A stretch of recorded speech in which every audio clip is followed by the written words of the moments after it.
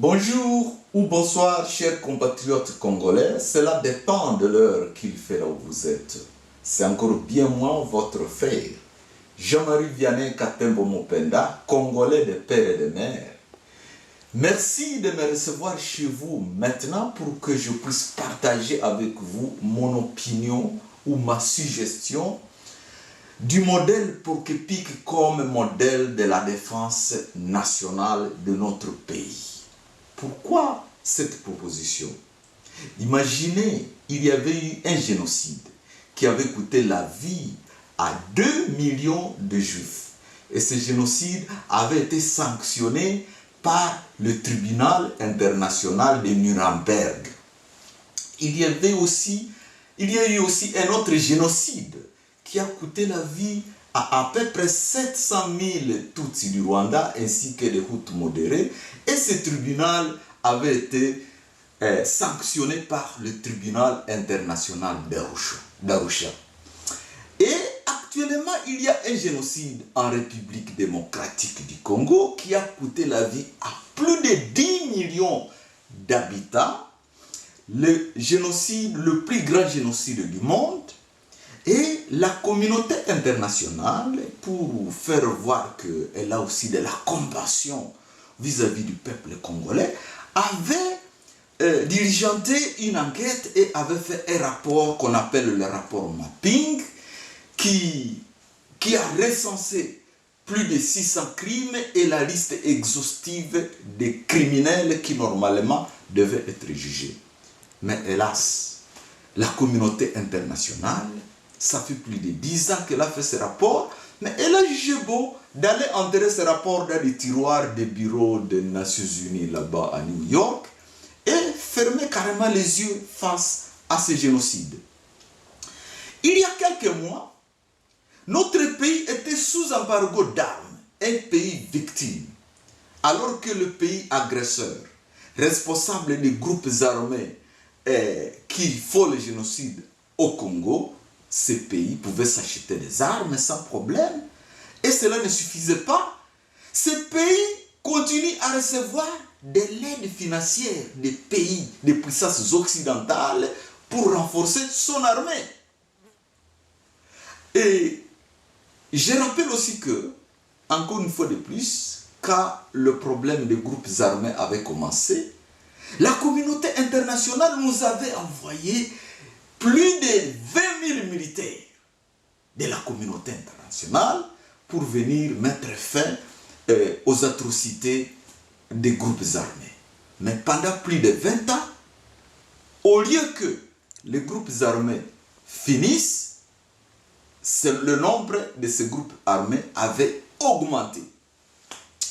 Voilà, le constat est que la communauté internationale souvent nous propose de très belles solutions, nous fait de très belles promesses, mais dans la pratique, c'est vraiment le contraire. Si bien que, excusez-moi, que je propose qu'on puisse l'appeler plutôt, nous les Congolais, que nous puissions appeler cette communauté inter-hypocrite. Pourquoi inter-hypocrite? Parce qu'il faut que nous, Congolais, nous cessions de nous tromper. Il est temps maintenant que nous puissions dire non à cette tromperie. Que tout Congolais qui me suivent maintenant, s'il vous plaît, tous les Congolais sans exception, enlevons de notre mentalité que la solution de notre insécurité viendra des belles promesses de la communauté inter-hypocrite. Et pour ça, nous devons trouver une solution à nous. C'est à nous de trouver notre solution à notre sécurité. C'est ainsi que je propose le modèle Porc-Épic. À quoi consiste le modèle Porc-Épic? D'abord, le Porc-Épic est un petit animal dont la peau est complètement couverte des épines. Et quand j'ai étudié cet animal, j'ai compris que même les animaux les plus féroces, comme le lion, le tigre, le léopard, ils ont des difficultés à attaquer cet animal. Et les rares animaux qui prennent le courage d'attaquer cet animal, souvent ne survivent pas. Ils finissent par mourir. Et même le boa, quand le boa avale le porc-épic, il doit absolument mourir parce que les épines vont aller perforer l'estomac et la peau. Et c'est comme ça que le porc-épic, c'est un petit animal, mais qui est parmi les animaux les plus protégés de la Terre.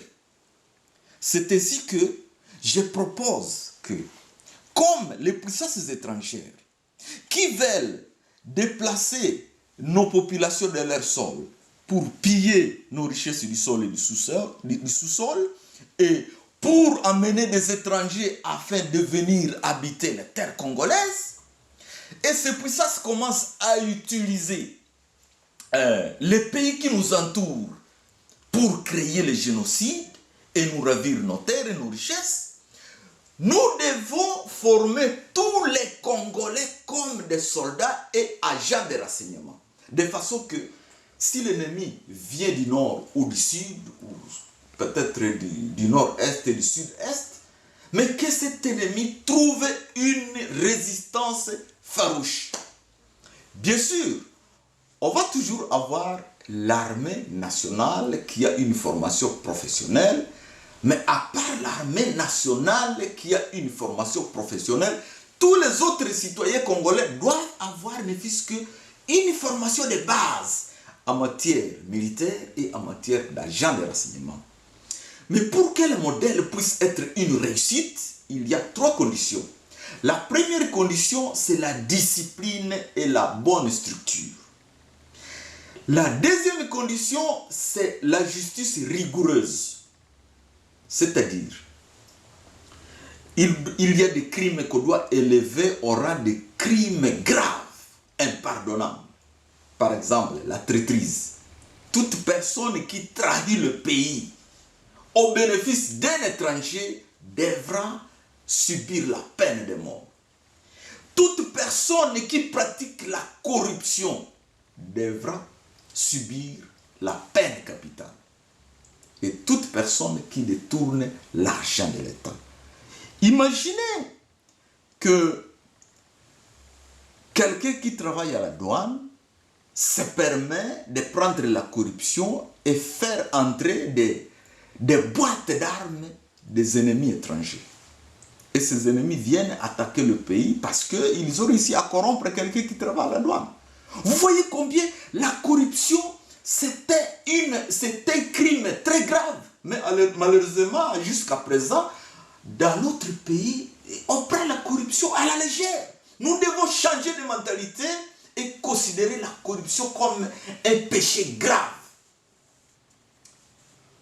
Donc, une justice rigoureuse, c'est une des conditions sine qua non pour arriver à libérer notre pays sur le plan militaire et sur le plan économique. Troisième condition, c'est la répartition équitable des richesses du pays. Pour que les gens puissent être animés d'un esprit patriotique, il faut que chaque citoyen se sente protégé par le pays. Par exemple, il faut que chaque enfant puisse bénéficier de l'éducation de base, ne fût-ce que l'éducation de base. Il faut que chaque citoyen congolais qui tombe malade soit soigné d'une façon efficiente. Et il faut que chaque citoyen congolais puisse mener une vie décente, avoir où dormir proprement. Donc, un des moyens pour arriver à ça, il faut réduire les écarts entre les salaires des citoyens, que ce soit dans le secteur public ou que ce soit dans le secteur privé. Il faut faire en sorte que les uns puissent avoir tout et les autres, pendant que les autres n'ont rien. Il faut que les gens sentent que le pays leur appartient et qu'il n'y a pas d'injustice. Voilà les 3 conditions qui feront que le modèle porc-épic puisse être une réussite. Et je profite pour dire que aujourd'hui, nous avons la chance d'avoir un gouvernement qui a déjà fait un pas vers le modèle porc-épic. Par exemple, le modèle Wazalendo.